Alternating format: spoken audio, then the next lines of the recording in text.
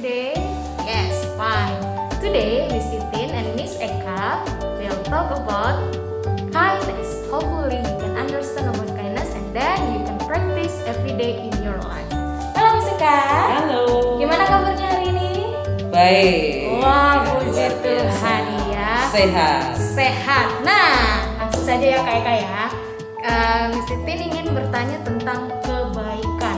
Nah, di kondisi seperti ini kan memang kita diuji ya untuk melakukan kebaikan di dalam kehidupan kita. Nah, pertanyaan pertama adalah bagaimana caranya kita melakukan kebaikan terhadap orang lain? Bagaimana? Berarti itu adalah cara yang pertama bahwa kita melakukan kebaikan karena perintah Tuhan. Oke, karena perintah Tuhan. Karena perintah Tuhan. Perintah Tuhan ngomong bahwa firman-Nya begini ya, kayak kebacakan Ya. 2 Tesalonika 3 ayat 13. Dan kamu saudara-saudara janganlah jemu-jemu berbuat apa yang baik. Itu landasannya. Kita kenapa harus berbuat baik? Bagaimana caranya? Kita melakukan perintah Tuhan. Yang kedua, kita jangan jemu-jemu untuk melakukan perbuatan baik. Dan miliki hati yang baik atau hati yang benar supaya kita bisa melakukan perbuatan baik sama setiap orang. Oh iya, oke.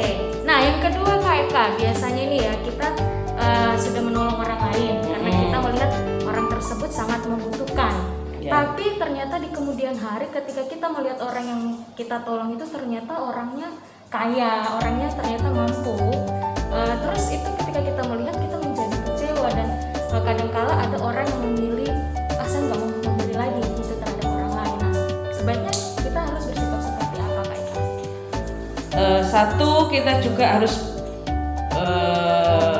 mempunyya pikiran atau hati yang benar dulu supaya ketika kita melakukan kebaikan kita tidak menuntut balas. Itu yang pertama. Ya. Jadi ketika kita melakukan kebaikan tadi kan bagaimana caranya? Yaitu tadi kita karena perintah Tuhan. Kalau orang itu misalnya kita sudah melakukan kebaikan terus dia malah membohongi kita, ya nggak apa-apa. Yang penting bukan orang lain tetapi kita. Kita juga harus belajar ketika orang membohongi kita, sudah kita melakukan perbuatan baik. Satu, kita belajar mengampuni. Yang kedua, kita belajar mengasihi.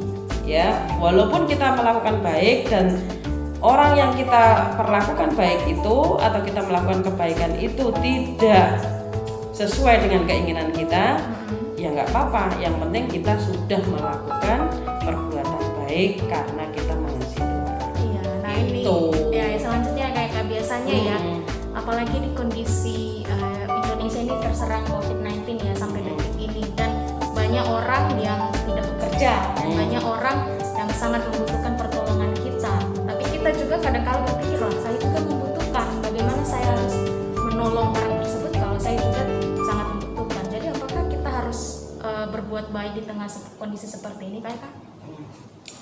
Berbuat baik tidak harus kita memberi sesuatu lewat apa yang kita kita berpikir bahwa nggak usah yang tidak kita punya.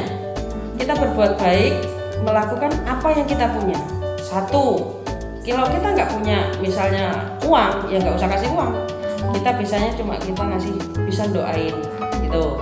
Terus kita juga bisa sapa lewat WA. Apa kabar kamu? Gimana? Kamu sehat? Sama teman-teman kan gitu kan? Kan nggak bisa ketemu nih sekarang, ya toh. Nah kita sapa. Nah berbuat baik itu seperti itu. Tidak harus kita beri uang.